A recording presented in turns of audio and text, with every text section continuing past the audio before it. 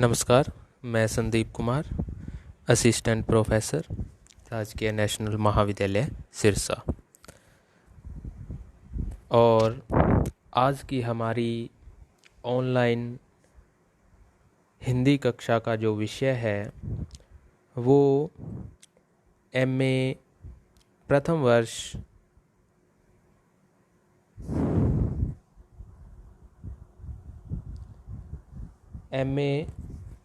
वर्ष के द्वितीय सेमेस्टर में जो भारतीय काव्य शास्त्र पेपर लगा हुआ है, उस पेपर में आज हम काव्य प्रयोजन के बारे में पढ़ेंगे कि काव्य का क्या प्रयोजन होना चाहिए। विभिन्न विद्वानों ने काव्य के क्या क्या प्रयोजन माने हैं और उन प्रयोजनों का क्या महत्व है। तो सबसे पहले हम प्रयोजन के अर्थ के बारे में चर्चा करेंगे कि प्रयोजन क्या होता है, काव्य प्रयोजन क्या होता है। एक लेखक या कवि काव्य किस लिए लिखता है। प्रयोजन का अर्थ होता है उद्देश्य, कि काव्य लिखने का क्या उद्देश्य होता है या क्या प्रयोजन होता है। तो इसके अर्थ के बारे में हम करेंगे काव्य प्रयोजन के, कि साहित्य और जीवन का बहुत गहरा संबंध होता है। ये सही बात है कि जो हमारा जीवन है और जो साहित्य होता है वो हमारे जीवन के साथ उसका जो संबंध होता है वो गहरा होता है। जीवन की प्रेरणा या प्रयोजन ही साहित्य की प्रेरणा और प्रयोजन होता है। कि जो हमारे जीवन का जो उद्देश्य होता है या जीवन की जो प्रेरणा होती है वही साहित्य की प्रेरणा या प्रयोजन होता है। मनुष्य कोई भी कार्य बिना प्रयोजन के नहीं करता। कहा भी गया है, बिना प्रयोजना मंदोऽपि न प्रवर्तते, अर्थात बिना प्रयोजन के तो कोई मंदबुद्धि बालक भी कोई कार्य नहीं करता। तो कोई भी चीज़ है, कोई भी कार्य है, उसके पीछे कोई ना कोई उद्देश्य या प्रयोजन अवश्य होता है। और कहा भी गया है कि बिना प्रयोजना मंदोऽपि न प्रवर्तते, कि बिना प्रयोजन के तो कोई मंद बुद्धि भी अपना कार्य नहीं करता। अब प्रश्न उठता है कि काव्य प्रयोजन क्या है। काव्य प्रयोजन का विश्लेषण करते समय दो बातें सामने आती हैं, प्रेरणा और प्रयोजन। कि काव्य का जो ये प्रश्न उठा है कि काव्य प्रयोजन क्या है, तो काव्य प्रयोजन का विश्लेषण करते समय दो बातें सामने आती हैं। पहली बात है प्रेरणा और दूसरी है प्रयोजन। प्रेरणा का संबंध उस व्यक्ति, वस्तु या घटना या दृश्य से है जो कवि को काव्य रचना के लिए प्रेरित करती है। मतलब जो चीज़ काव्य लिखने के लिए, साहित्य लिखने के लिए हमें प्रेरित करती है वो होती है प्रेरणा। कि वो चाहे कोई व्यक्ति है या वस्तु है या कोई घटना है ऐसी घटी है जहाँ हमने कोई ऐसा दृश्य देखा है जो कवि को काव्य रचना के लिए प्रेरित करता है, तो वो होती है प्रेरणा। और प्रयोजन से तात्पर्य काव्य रचना के उद्देश्य से है तथा उससे प्राप्त होने वाले फल से है। कि जो प्रेरणा है, प्रेरणा तो देखो, चाहे हमें कोई व्यक्ति प्रेरित करता है, कोई वस्तु प्रेरित करती है, या कोई ऐसी घटना घटती है जिससे कवि उससे प्रभावित होता है और काव्य लिखने के लिए उसे जो प्रेरणा मिलती है, या कोई ऐसा दृश्य घटित होता है या कोई ऐसा दृश्य देखता है कोई व्यक्ति जो उसे काव्य लिखने के लिए प्रेरित करता है, वो होती है प्रेरणा। और जो प्रयोजन होता है वो काव्य रचना के जो प्रयोजन है उसका तात्पर्य काव्य रचना के उद्देश्य से है तथा उससे प्राप्त होने वाले फल से है। यह फल दो प्रकार के व्यक्तियों को मिलता है, कवि को और पाठक को। मतलब जो काव्य का प्रयोजन होता है या उसका उद्देश्य होता है या उसका जो फल मिलता है वो दो प्रकार के व्यक्तियों को मिलता है। पहला जो काव्य रचना करता है कवि खुद होता है या लेखक, और दूसरा पाठक को। अतः प्रेरणा काव्य रचना के पहले की स्थिति होती है और प्रयोजन बाद की स्थिति। काव्य प्रयोजन की व्याख्या करते समय दो बातें सामने आती हैं कि कवि काव्य रचना क्यों करता है और दूसरा पाठक काव्य का अनुशीलन क्यों करता है। अतः इसके संबंध में भारतीय व पाश्चात्य विद्वानों के मत इस प्रकार है कि काव्य प्रयोजन के बारे में विभिन्न विद्वानों ने, भारतीय विद्वानों ने, संस्कृत विद्वानों ने, पाश्चात्य विद्वानों ने जो है अलग अलग परिभाषाएं दी हैं। तो सबसे पहले संस्कृत विद्वानों के द्वारा दी गई काव्य की परिभाषाओं के बारे में हम जो है पढ़ेंगे। तो संस्कृत के जो पहला कवि है भरत मुनि, संस्कृत का महत्वपूर्ण आचार्य है संस्कृत के भरत मुनि, जिन्होंने नाट्य शास्त्र की रचना की थी और रस के बारे में विशेष रूप से उन्होंने चर्चा की थी। तो उन्होंने काव्य के प्रयोजन के बारे में परिभाषा दी है, वो है कि दुखांत, शर्मांत, शोकार्त व्यक्ति को सुख और शांति की प्राप्ति ही काव्य लेखन का प्रयोजन होता है। भरत मुनि ने काव्य की प्रयोजन की परिभाषा देते हुए कहा है कि दुखांत, शर्मांत, शोकार्त व्यक्ति को सुख और शांति की प्राप्ति ही काव्य लेखन का प्रयोजन है। कि जो दुखी व्यक्ति है, शर्मांत मतलब थका हुआ व्यक्ति है, या शोकार्त मतलब शोक से व्याकुल है, उस व्यक्ति को सुख और जो शांति की प्राप्ति ही काव्य लेखन का प्रयोजन है। तो भरत मुनि ने काव्य प्रयोजन की परिभाषा इस प्रकार दी है। दूसरी है आचार्य भामा के अनुसार, ये भी संस्कृत में अलंकारवादी आचार्यों के रूप में जाने जाते हैं और उन्होंने काव्य प्रयोजन के बारे में लिखा है। आचार्य भामा ने अपनी रचना काव्य अलंकार में काव्य के निम्न प्रयोजन स्वीकार किए हैं। उन्होंने पहला प्रयोजन बताया है पुरुषार्थ चतुष्टय में, उन्होंने धर्म, अर्थ, काम, मोक्ष, ये चारों चीज़ों की जो प्राप्ति है वो काव्य प्रयोजन है। दूसरा कलाओं में निपुणता, और तीसरा कृति मतलब यश, और प्रीति का अर्थ होता है आनंद की प्राप्ति। तो उन्होंने काव्य के प्रयोजन इस प्रकार बताए हैं कि जो उनकी रचना है काव्य अलंकार उसमें बताया है, एक तो जो पुरुषार्थ चतुष्टय में धर्म, अर्थ, काम, मोक्ष की प्राप्ति, फिर दूसरे में कहते हैं कि कलाओं में निपुणता, और तीसरे में कृति का अर्थ होता है यश, और प्रीति का अर्थ होता है आनंद की प्राप्ति। उसके बाद अगले हमारे आचार्य हैं आचार्य दंडी। आचार्य दंडी ने काव्य की जो प्रयोजन की परिभाषा देते हुए कहा है कि आचार्य दंडी प्रत्यक्षतः काव्य प्रयोजनों की चर्चा नहीं की, लेकिन वाणी के महत्व को दर्शाते हुए काव्य प्रयोजन स्वीकार किए हैं। मतलब उन्होंने प्रत्यक्ष रूप से काव्य प्रयोजनों की चर्चा नहीं की है, लेकिन वाणी के महत्व को दर्शाते हुए दो काव्य प्रयोजनों को स्वीकार किया है, वो है ज्ञान एवं यश।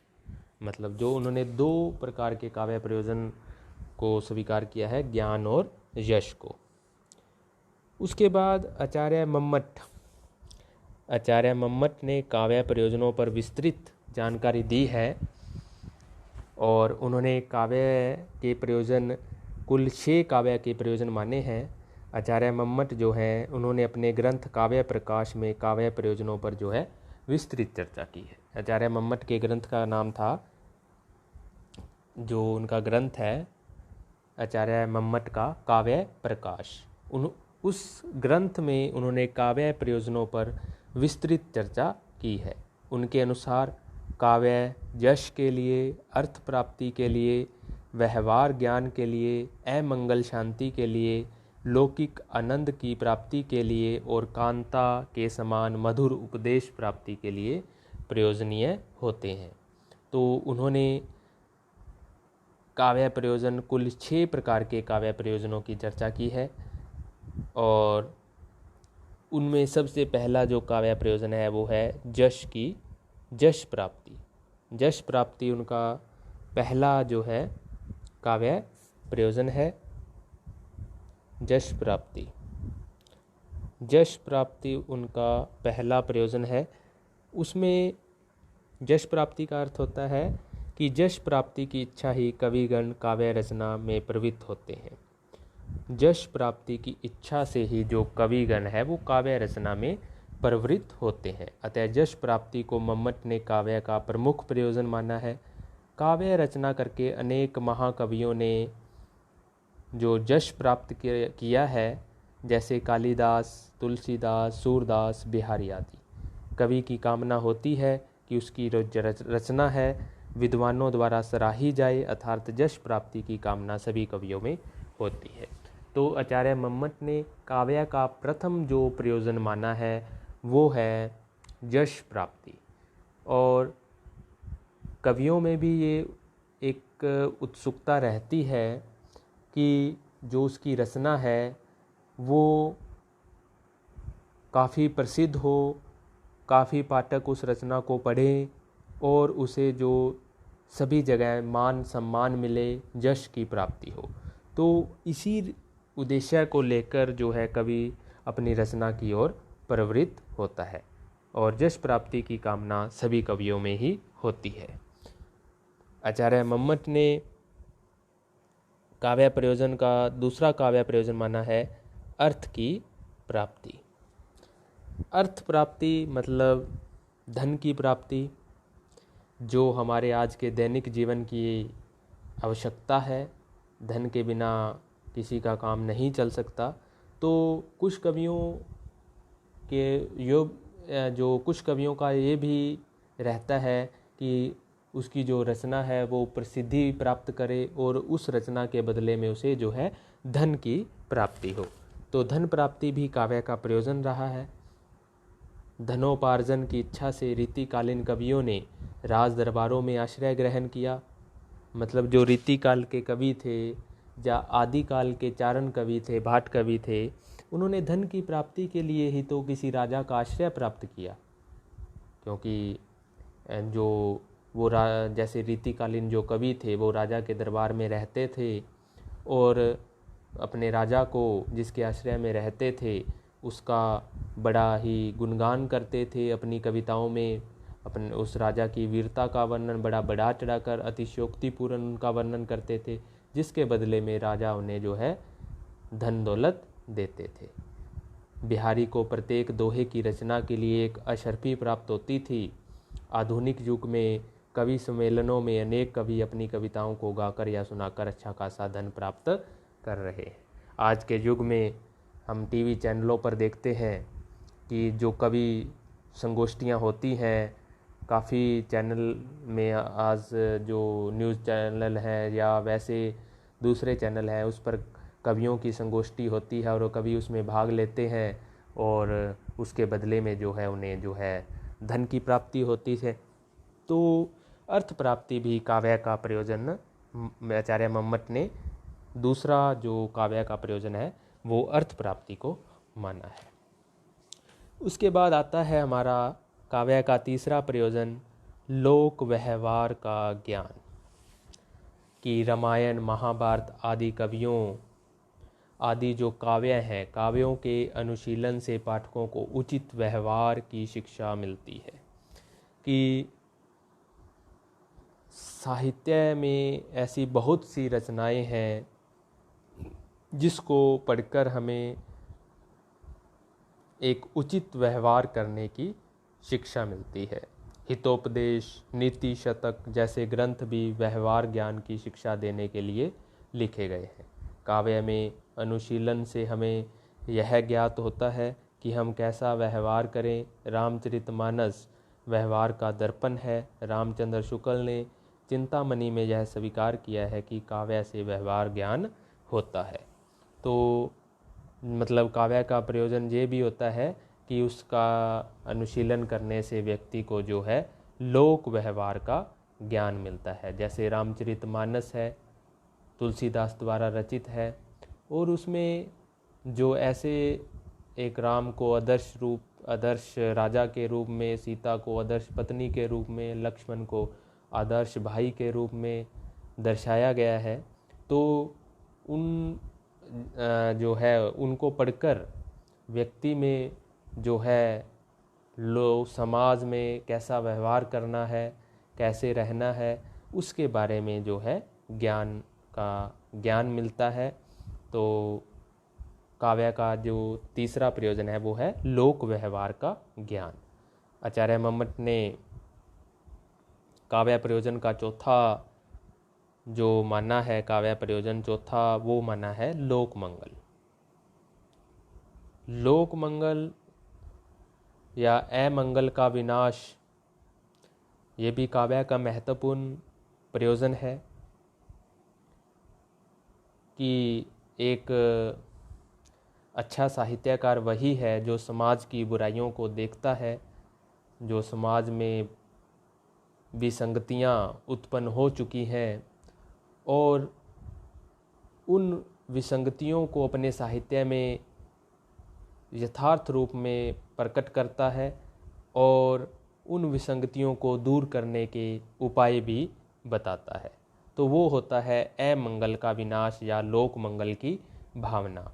काव्य अमंगल का विनाश करता है और कल्याण का विधान करता है। अपने युग और समाज को अनिष्ट से बचाने के लिए अनेक कवियों ने काव्य रचनाएं लिखी हैं। जैसे रामधारी सिंह दिनकर जी ने युद्ध और शांति की समस्या को लेकर कुरुक्षेत्र की रचना की और संपूर्ण संसार को शांति का संदेश देते हुए युद्ध के अमंगल से बचाया। कभी कभी कवि व्यक्तिगत अमंगल को दूर करने के लिए काव्य रचना करता है। जैसे संस्कृत के मयूर कवि ने कुष्ठ रोग से मुक्ति पाने के लिए मयूर शतक लिखा। मतलब अमंगल, मतलब कभी एक तो पूरे समाज का, पूरे राष्ट्र का अमंगल का विनाश करने के लिए जो रचना लिखता है कवि, दूसरा अपने खुद का व्यक्तिगत रूप से अमंगल, जो व्यक्तिगत रूप से जो है अपने अमंगल को दूर करने के लिए भी काव्य रचना करते हैं कवि। जैसे एक संस्कृत के मयूर कवि थे, उन्होंने कुष्ठ रोग से जो है मुक्ति पाने के लिए मयूर शतक लिखा।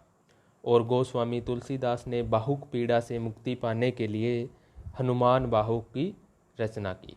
काव्य के पठन पाठन से भी अमंगल का विनाश होता है। जैसे गुरु ग्रंथ साहब का पाठ अमंगल के विनाश के लिए करवाते हैं। तो ये भी काव्य का महत्वपूर्ण प्रयोजन है कि इससे लोक मंगल हो और मतलब लोगों का अच्छा हो, और ऐसा काव्य लिखना चाहिए जिससे लोगों के पीड़ा, दुख, दर्द कम हो। जैसे एक पंजाबी का जो गुरु ग्रंथ साहिब है, सिखों का महत्वपूर्ण ग्रंथ है, तो उसका जो पाठ है वो अमंगल का विनाश करने के लिए भी करवाते हैं। बहुत महत्वपूर्ण प्रयोजन है अमंगल का विनाश या लोक मंगल की भावना। उसके बाद पांचवा पॉइंट आता है, वो है आत्म शांति। ये भी काव्य का प्रयोजन है कि काव्य पढ़ने से तुरंत आनंद का अनुभव होता है और परम शांति की प्राप्ति होती है। कि ऐसे कई काव्य हैं जिनको पढ़ने से हमें एक सुकून प्राप्त होता है, एक आनंद की अनुभूति होती है और हमें परम शांति की प्राप्ति होती है। काव्य का रसास्वादन करने से अलौकिक आनंद की प्राप्ति होती है। वस्तुतः आनंदोपलब्धि भी काव्य का प्रमुख प्रयोजन है। काव्य का रसास्वादन करते समय पाठक को समाधिस्थ योगी के समान अलौकिक आनंद की प्राप्ति होती है। कुछ समय के लिए वह अपनी सत्ता को भूलकर काव्य के आनंद में लीन हो जाता है। इसलिए काव्यानंद को ब्रह्मानंद सहोदर कहा गया है। काव्य की रचना करके कवि को भी यही आनंद मिलता है और काव्य का रसास्वादन करके पाठक को भी ऐसे ही आनंद की अनुभूति होती है। तो मतलब आत्म शांति मिलती है। काव्य का ये भी प्रयोजन है कि जो काव्य को पढ़कर हमें जो सुकून मिलता है, जो शांति मिलती है, जो आनंद मिलता है, जिससे हमें एक अलौकिक आनंद की प्राप्ति होती है, वो भी काव्य का एक प्रमुख प्रयोजन माना गया है। और काव्य का आचार्य मम्मट ने छठा जो प्रयोजन माना है वो माना है कांता सम्मित उपदेश। इसका अर्थ ये है कि मनुष्य को काव्य की ओर प्रेरित करने वाली 3 प्रेरक शक्तियाँ होती हैं। पहली है उच्चाधिकारी, दूसरी है मित्र मंडली और तीसरी है जीवन संगिनी। पहले 2 की अपेक्षा तीसरी प्रेरणा शक्ति अधिक उपयोगी व महत्वपूर्ण होती है, क्योंकि मानव हृदय नारी हृदय से संपन्न होता है। मतलब इसमें कांता सम्मित उपदेश में लेखक ने जो बताया है कि मनुष्य को काव्य की ओर प्रेरित करने के लिए जो 3 प्रेरक शक्तियाँ मानी गई हैं, पहली है उच्चाधिकारी, दूसरी है मित्र मंडली और तीसरी है जीवन संगी। कि उच्चाधिकारी का अर्थ होता है कि हमारे से जो ऊपर ऊंचे अधिकारी होते हैं वो हमें प्रेरित करते हैं कुछ लिखने के लिए, तो वो भी हमारी एक प्रेरणा बन जाती है। दूसरा, जब हमारी मित्र मंडली में बैठे होते हैं, जब हमारे मित्र जो है हमें प्रोत्साहित करते हैं, हमें जो प्रेरणा देते हैं कुछ लिखने के लिए। और तीसरा है जीवन संगनी। तो लेखक ने पहले 2 की अपेक्षा तीसरी प्रेरणा शक्ति को अधिक उपयोगी व महत्वपूर्ण माना है, और होती है क्योंकि मानव हृदय जो है वो नारी हृदय से संपन्न होता है। नारी की इच्छा शक्ति को मनुष्य पहले ग्रहण करता है, अर्थात उसका मानव हृदय उसका जो है मानव हृदय पर प्रत्यक्ष प्रभाव पड़ता है। जिस प्रकार कांता का अर्थ होता है प्रेयसी, मधुर हाव भाव से पुरुष को मुग्ध करके उसे अपनी इच्छानुकूल नीति मार्ग पर ले जाती है, उसी प्रकार काव्य भी मधुर कथा के द्वारा उच्च आदर्शों की शिक्षा देता है। तो कांता सम्मित, कांता का अर्थ होता है कि प्रेयसी। ये जो काव्य है उसके 3 प्रेरक शक्तियाँ मानी गई हैं, उच्चाधिकारी, मित्र मंडली और जीवन। तो लेखक ने जीवन संगनी को जो है महत्वपूर्ण माना है, क्योंकि जो मानव हृदय होता है वो नारी से ही पैदा होता है और उसका जो उसके हृदय पर उसका प्रत्यक्ष प्रभाव भी पड़ता है। और अपने जिस प्रकार जो प्रेयसी होती है, कांता होती है, मधुर हाव भावों से पुरुष को मुग्ध करके उसे अपनी इच्छा शक्ति के अनुकूल नीति मार्ग पर ले जाती है। तो काव्य प्रयोजन के बारे में आचार्य मम्मट ने विस्तार से चर्चा की है और कुल 6 काव्य प्रयोजन उन्होंने बताए हैं। यश प्राप्ति, अर्थ प्राप्ति, लोक व्यवहार का ज्ञान, लोक मंगल की भावना, आत्म शांति और कांता सम्मित उपदेश। उसके बाद आगे हिंदी विद्वानों के मत। हिंदी विद्वानों में पहले जो विद्वान हैं राष्ट्र कवि मैथिलीशरण गुप्त के अनुसार, मैथिलीशरण गुप्त ने भी काव्य का प्रयोजन की परिभाषा देते हुए कहा है कि केवल मनोरंजन न कवि का कर्म होना चाहिए, उसमें उचित उपदेश का भी मर्म होना चाहिए। राष्ट्र कवि मैथिलीशरण गुप्त ने काव्य प्रयोजन की एक बहुत ही सार्थक परिभाषा दी है कि वो कहते हैं कि केवल मनोरंजन ही कवि का कर्म नहीं होना चाहिए। मतलब अपने साहित्य में या अपने काव्य में कवि को केवल इस बात का ध्यान नहीं रखना चाहिए कि इससे जो है केवल लोगों का मनोरंजन हो। वो कहते हैं कि उसमें निहित उचित उपदेश का भी मर्म होना चाहिए। मतलब काव्य में कोई ना कोई ऐसा उपदेश अवश्य होना चाहिए जिससे लोगों को शिक्षा मिल सके। उसके बाद आगे आचार्य रामचंद्र शुक्ल ने भी काव्य प्रयोजन के बारे में लिखा है कि कविता का अंतिम लक्ष्य जगत के मार्मिक पक्षों का प्रत्यक्षीकरण और उसके साथ मानव हृदय का समन्वय स्थापित करना होता है। आचार्य रामचंद्र शुक्ल ने भी काव्य प्रयोजन के बारे में एक बहुत ही अच्छी परिभाषा दी है। उन्होंने कहा है कि कविता का अंतिम लक्ष्य जो है वो जगत के मार्मिक पक्षों का प्रत्यक्षीकरण करके और उसके साथ जो है मानव हृदय का समन्वय स्थापित करना होता है। कि जो कविता है वो कहते हैं कि जो कविता है या काव्य है उसका जो अंतिम लक्ष्य क्या होना चाहिए कि जगत के जो मार्मिक पक्ष हैं, मतलब जो हमारे समाज में ऐसे बहुत सी घटनाएं जो घटती हैं जो पीड़ादायक होती हैं, जिससे समाज का बुरा होता है, उसका प्रत्यक्षीकरण करना है और उसको मानव हृदय के साथ उसका जो है मानव हृदय के साथ समन्वय स्थापित करना ही काव्य का प्रयोजन माना है। उसके बाद डॉक्टर श्याम सुंदर दास ने काव्य प्रयोजन के बारे में बताते हुए कहा है कि साहित्य हमारी उस रुचि को तृप्त करने में समर्थ होना चाहिए जिसको हम अपने या किसी दूसरे के सामने प्रकट करने में लज्जित न हो। कि साहित्य हमारी उस रुचि को तृप्त करने में समर्थ होना चाहिए जिसको हम अपने या किसी दूसरे के सामने प्रकट करने में लज्जित न हो। श्याम सुंदर दास ने परिभाषा दी है। उसके बाद डॉक्टर नगेंद्र भी हिंदी के महान इतिहासकार के रूप में जाने जाते हैं। उनके ग्रंथ का नाम हिंदी साहित्य का इतिहास है और उसमें उन्होंने हिंदी साहित्य के इतिहास के बारे में बहुत ही सटीक जानकारी उन्होंने दी है। और उन्होंने काव्य प्रयोजन के बारे में परिभाषा दी है कि डॉक्टर नगेंद्र अभिव्यक्ति को ही काव्य का प्रमुख प्रयोजन मानने के पक्ष में है। उन्होंने लिखा है, अभिव्यक्ति वह मूल तत्व है जिसके कारण कोई व्यक्ति साहित्यकार और उसकी कृति साहित्य बन पाती। तो उन्होंने अभिव्यक्ति को जो है काव्य का प्रमुख प्रयोजन माना है। तो उसके बाद आगे हम पाश्चात्य विद्वानों के अनुसार, जो पाश्चात्य के विद्वान हैं उन्होंने जो काव्य की परिभाषाएं दी हैं, पहले हैं प्लेटो के अनुसार जो उन्होंने परिभाषा दी है कि लोक मंगल काव्य का चरम या अंतिम प्रयोजन होता है और काव्य के द्वारा महान सत्य स्थापित होना चाहिए। बहुत अच्छी परिभाषा दी है प्लेटो ने कि लोक मंगल काव्य का अंतिम प्रयोजन होता है, कि काव्य के द्वारा लोक मंगल की भावना पैदा करनी चाहिए, लोक मंगल होना चाहिए और उसमें, और उसके द्वारा एक महान सत्य स्थापित होना चाहिए।